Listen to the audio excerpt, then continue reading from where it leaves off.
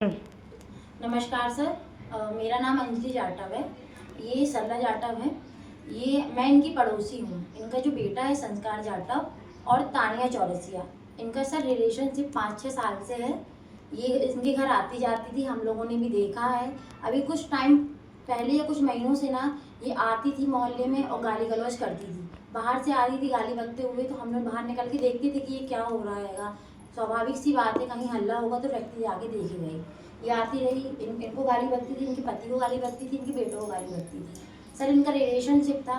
अब ये शादी के लिए बोलने लगी लड़के से, ठीक है, तो तैयार थे, लेकिन सर इसका चाल चलन सही नहीं था, तो इनके पेरेंट्स ने शादी कहीं और फिक्स कर दी। तो अब ये लड़की इनकी लड़की के ऊपर 376 का केस लगा रही है कि लड़की ने रेप अटेंड किया है। अब आप ये बताइए, अगर रेप किया होता तो पीड़िता को तुरंत ही जाना था ना थाने में, ना कि कुछ महीने या कुछ साल बाद, जिस तरीके से इसने आरोप लगाया है सर।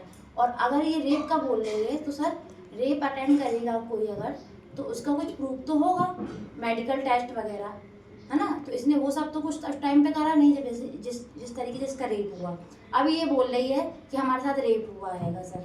तो हम लोग यही चाहते हैं कि इसकी कार्रवाई की जाए। अगर ये लड़के के साथ होटल में गई है, कहीं पर इसके साथ इसने संबंध बनाया है लड़के के साथ, तो कुछ इसके साइन, इसका आधार कार्ड कुछ चेक करवाइए आप। कहीं जिस होटल में गई वहाँ एंट्री तो हुई होगी, ऐसा तो है नहीं कि इसको लड़का उठा के ले गया।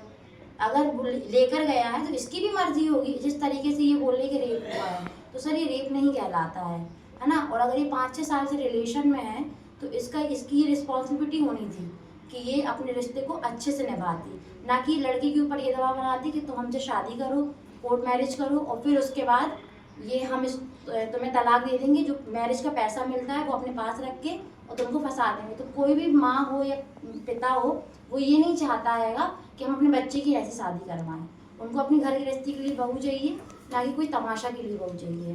तो आपसे यही रिक्वेस्ट है हम लोगों की कि आप इनको इंसाफ दिलाइए, इनके बेटे को जिस तरीके से उन्होंने फंसाया उसकी पूरी कार्रवाई की जाए और उसकी जांच पड़ताल की जाए।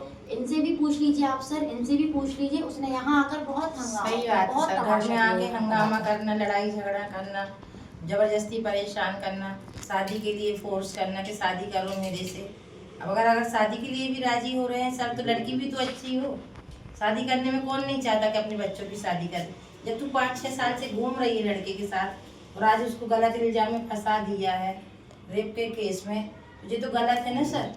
उसकी तो जांच पड़ताल होनी चाहिए ना।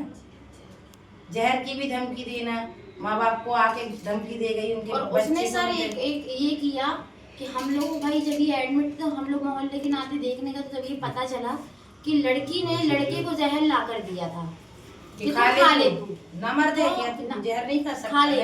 तो भाई लड़के ने ज्यादा कुछ नहीं किया, लेकिन भाई ये माँ है, इनने जब देखा कि मेरे बच्चों के साथ, हम लोगों के साथ ऐसा हो रहा, तो वो जहर सर इनने खाया और ये मेडिकल में भी एडमिट भी थी। अब इसके लिए सर पहले वहाँ से डिस्चार्ज लेकर आए हैं।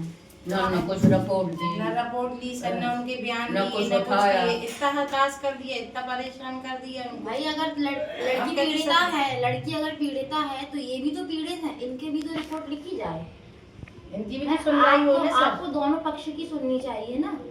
अब ये परेशान हो रहे, कोई रिपोर्ट ही नहीं दिख रहा है। जिस साहब ने रिपोर्ट लिखी तो वो समझ छुट्टी पे पहुंच हम लोग की दरखास्त सर कि बच्चा इतना सीधा है, वो हम लोग के मोहल्ले में रहता, अभी किसी से आज तक उसका कोई एक शब्द लड़ाई ना झगड़ा ना कोई वातावरण में है। वो बहुत सीधे लड़का है सर, उसको फंसाया जा रहा है बस। आपसे यही विनती है कि आप उसको वही सही निर्णय लीजिए और सही तरीके से जांच कीजिए, है ना, इस केस की। और भाई लड़का अच्छा होगा, उसको न्याय मिलना चाहिए। बेटी हर जगह नहीं दी, सर, हर जगह लड़का ही गलत नहीं होता है, लड़की भी गलत हो सकती है।